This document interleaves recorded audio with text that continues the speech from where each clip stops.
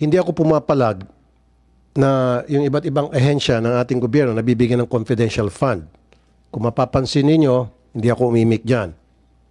Pero para sa akin, Mr. Chair, siguro panahon na para mabigyan din ng confidential fund itong DMW. Why? Napakarami mga illegal recruiter dyan. Illegal recruitment agency na dapat tugisin. Napakarami dyan mga scammer na ang binibictimize ay mga OFWs. Love scam, piniperahan, kinikikilan, kaya karamihan sa mga OFWs, pagbalik dito, wala ng pera, ubos ng pera dahil niloloko ng mga scammer. Inuubos yung kanilang mga pera. So, we need intel information. DMW need intel information para tugisin ng mga ito. Tugisin ng mga illegal recruiter, illegal recruitment agencies. Tugisin ito mga scammers na ito. So, that's why I believe magkaroon sila ng confidential funds. Kung yung ulitin ko, yung other government agencies na bibigyan ng intelligence fund, confidential funds, wala akong problema doon. Why not DMW? Diba, Mr. Chair?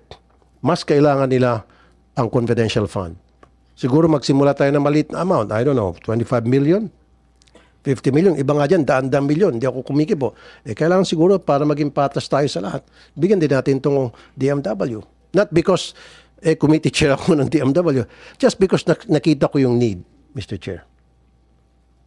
But I agree that a lot of people are really taking advantage. Marami talaga nagsasamantala. Kaway OFW, Senator Tulfo, bago pa lang umalis dito, binukula na. No, namin ang naloloko talaga. No?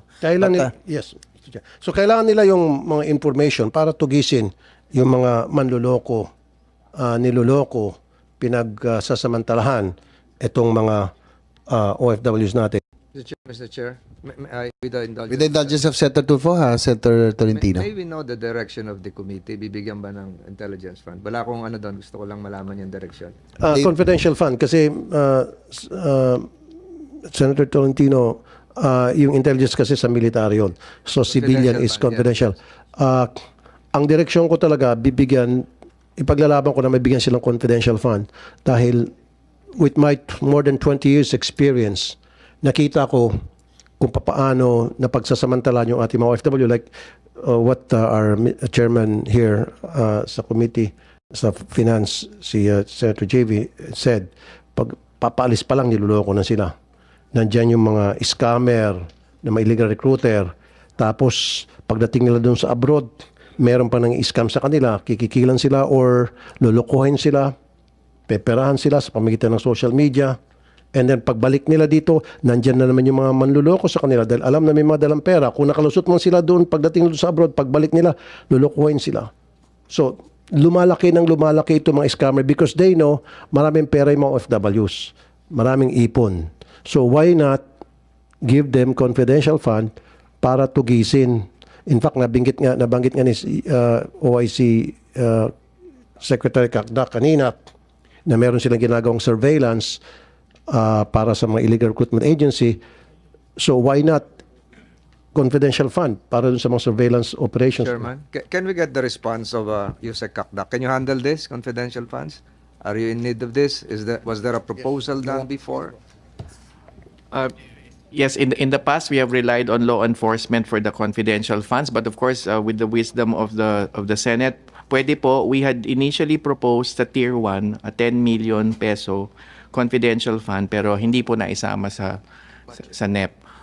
But of course we will be at the subject to the wisdom to the. So wala po kayong wala kayong sa NEP hindi nakasama. Sa OWA meron Nakita ko meron confidential intelligence extraordinary expenses. So just for the record wala kayo sa wala po sir sa DMW.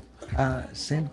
Mr. Chairman, sa OWA meron ba? Wala. Can we get the confirmation? Wala po kaming confidential. Just to clarify, okay. Ano lang po yan, para extraordinary funds for mas malawak lang na pagkagat. Pero wala po kaming confidential funds. So wala, no? On the same topic, Mr. Chairman, just to educate me, si kayo is OIC Kaktak, do you have law enforcement function? DMW. Sa ngayon po, ang aming Operations and Surveillance Division has the capacity to shut down or close illegal recruiters. But it goes so far as that. Hindi po kami nagko-conduct ng arrests. Hindi po kami armado. At hindi rin kami nagre-rely din kami siyempre sa prosecutorial service para mag-prosecute. And you shut them down by doing what? We have investigative activities, surveillance activities, of course, covert. And then, nag-i-issue po ng closure order ang secretary namin. And then, of course, again, confidential lang pag-issue. And then we execute, we implement the closure order accordingly. Yeah, closure order. Yung sabihin nun, physically, you put something sa po. premises nila that Yes po. they cannot enter. Ganun. So, Yes po, we shut it down. Okay, so you're conducting surveillance, etc. To what item do you charge the expenses there, related there? Sir, if with your permission, can I ask Yusek Olalia to respond to the... Yes, Yusek Olalia, please. Good morning po. Meron po kaming opisina ng yung dating Anti-Illegal Recruitment Branch na ngayon po ay tinatawag po naming Migrant Workers Protection Bureau. Ito po yung may kakayahan na mag-conduct po ng surveillance, lalong-lalo na pag may nagre-reklamo po na ang isang ahensya ay nagre-recruit at nagpapadala ng OFWs na wala pong lisensya, wala pong authority to hire, at kami po yung nag-i-issue din ng closure orders dahil po sa pinapatupad naming mga mandato natin. Year 2023, magkano ang binudget natin for that bureau? Maliit lang po yan, Mr. Senator. We can provide you the list of the budget. Apo. Okay, so the system is currently working? Po, 6 million lang po. And how many ang napasara ninyo? For this year po, makaapat po kami ng pinasara, pero marami po kaming tinake down na post, kasama po yon sa aming Mas mandato. effective sana kayo kung mas malaking budget ng bureau na yon. Tama po But kayo. it can be done by giving the bureau the budget. Opo. Tama? Hindi, tama Opo. ba? Tama po, sir. Tama po. Yung sinabi yung binabanggit ninyo, lahat na gusto nyo gawin can be done by giving the bureau more budget. Tama? Yes. Tama po, sir. Sige, thank you, Mr. Chair. We also want to be an example that civilian departments medyo allergic sa sa confidential fund at intelligence fund kasi yung ating minority dito. We can strengthen na lang yung ating bureau under Yusek Bernard Olalia. Total epektibo naman kayo eh. So that we don't get to use anymore and we don't have to use confidential intelligence fund. Maging example tayo na civilian departments do not need this. Dapat iwan na lang natin sa mga those departments or agencies that are concerned in national security.